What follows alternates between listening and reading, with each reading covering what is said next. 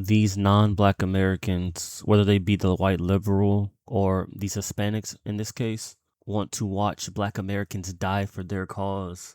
They're too cowardly to fight for their own causes, so they need us as to be the face and to be the ones dying for them. And those days are over. For all the black Americans saying ICE isn't our problem, you do realize that they're kidnapping black Americans too, right? And they're just saying, oh, we thought they were African. We thought they were illegal immigrants. And then they will detain you for days, sometimes weeks, so that they can have their way with you in the ICE detention center while they... Wrong message, even worse messenger. We do not ever need a white person in this country to tell us what is at stake when it comes to the government, police enforcement, and how police enforcement can cause harm to black Americans. My father sat me down when I was 15 years old because I started to look like a man and taught me how to interact with police. Every black family teaches their black sons how to interact with the police. Every black family talks to their daughters about how to interact with the police. So for every conversation we have a Sandra Bland, Rolando Castile, Eric Gardner, Breonna Taylor, George Floyd, Trayvon Martin, Sonia Massey, Rodney King. I can go back decades, I can go back centuries to tell you how black people are acutely aware of our relationship with law enforcement and the government. My grandmother was the first person in her family to buy a house in New York, and she moved into a white neighborhood. And you know what they did? They threw things at her house. They burned her garbage. They tried to push her out, all because she was black and they didn't want her around. And every time the cops came, what did the cops do? Agitate my grandmother and grandfather, not the other way around. So no, sir, you do not need to tell black people that we need to be going out on the street and fighting ICE, because black people have never not fought to survive and live in this country, which is our right. You're running us over, you're shooting us, all because of the color of our skin. And yet, we're getting terrorized, we're going through this. Our families are being our babies are literally being ripped from our hands. You know, it's very hard for me to take this any types of seriously, because where was this young lady when Tamir Rice, the little 12-year-old black child, got shot by the police because he had an airsoft gun? And where were they then, right? Like, you see, all these people I seen on Twitter, a lot of people saying, you know, I've never seen anything like this. What? You never have?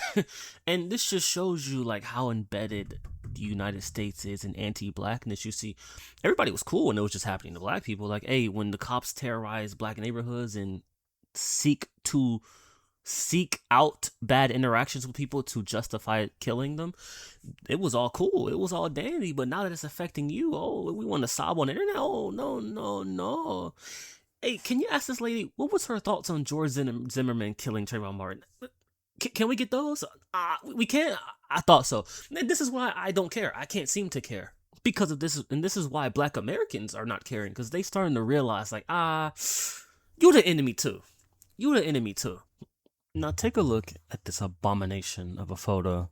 If you do not know who this photo represents, that little black girl is Ruby Bridges, which is the first black girl to integrate schools. This little devil, this immigrant devil right here, took this photo of her and propagandized it for their own benefit. Most Hispanics were fighting against black people then, and this goofball puts this nonsense here. And this is what I mean, just no respect at all. But this is the problem, right? These guys go unchecked because the liberals allowed this to happen. This is disrespectful.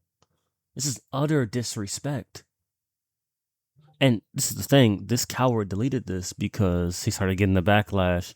And this is a great tweet. Every group in America tries to connect their issues to the history of the Black American civil rights struggle because they know co-opting the morality of our fight gives credibility to theirs until they get what they want, and then we're seen as beneath them again. You see, every time something's going wrong with other people or these other minorities, this is why I don't think of this big minority coalition. That shit is made up. It's a made up democratic nonsense to integrate the others with Black Americans, and so they can siphon things that we fought for. They can siphon it with no resistance because we're all part of this big minority coalition. Nah. And you see this with the black immigrants as well, which is the Caribbeans and the Africans who come over here. They also benefit from this same thing, which is they pretend to be us, or legally they grasp onto things that we have died for when it's beneficial, but in day-to-day life they try their best to separate themselves from us. And this is that con game they've been running for decades, and now that shit's coming to an end real fast. Now here's a tweet of that same photo, the one with Ruby Bridges, that the coward deleted. It reads, "They use real Black American history as a psyop for every other ethnic group, while the descendants of American slaves suffer and we are usurped. Mass unfettered immigration impacts Black Americans the most." And that is true, because where are immigrants going? They're not going to these gated white communities with a lot of these white liberals who are sitting here, oh, let's let all the illegals in.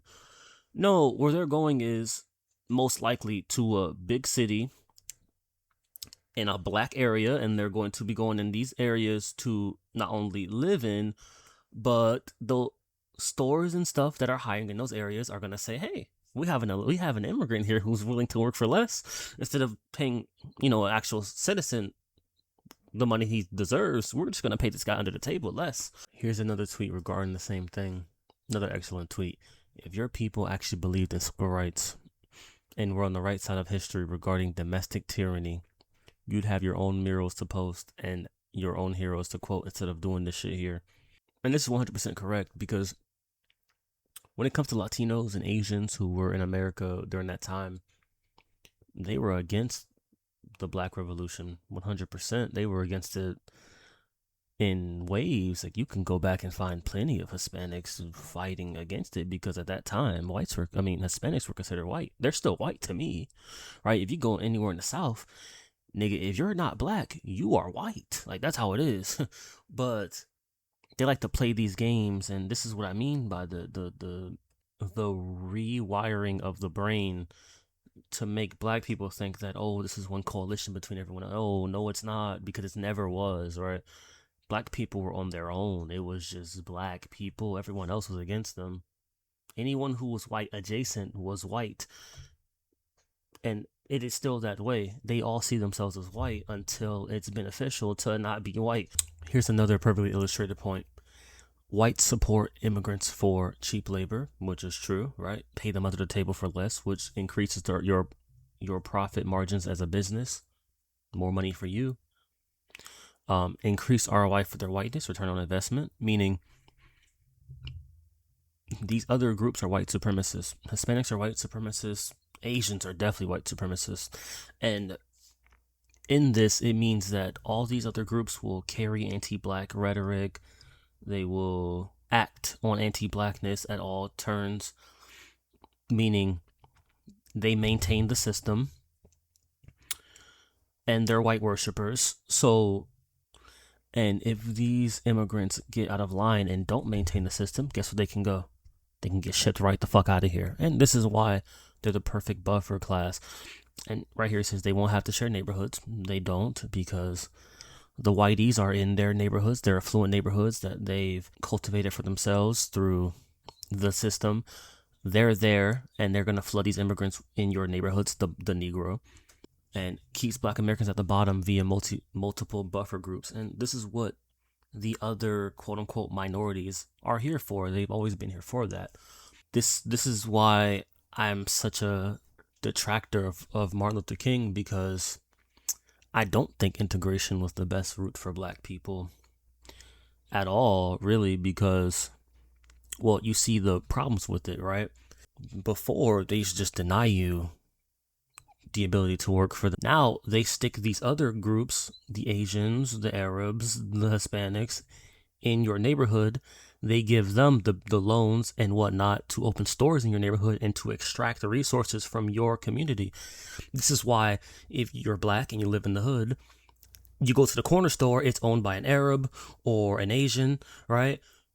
You will never stop finding Asian restaurants or Asian hair stores that the low self-esteemed foolish black women go to, you will always find these things in black neighborhoods. And you ask yourself, how does an Asian who got here 5 months ago, who can barely speak English at all, how do they get a business loan, but you, a black person who makes 5 times more than them, seem to can't get the same loan? Well, this is how the system works.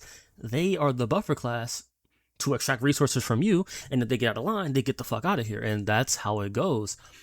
And so, of course, like, if the whites, they want the immigrants here. Now, some of them might pretend as though they don't, but no, they want them here. It's for this very reason. And you, the Negro, needs to be aware of this.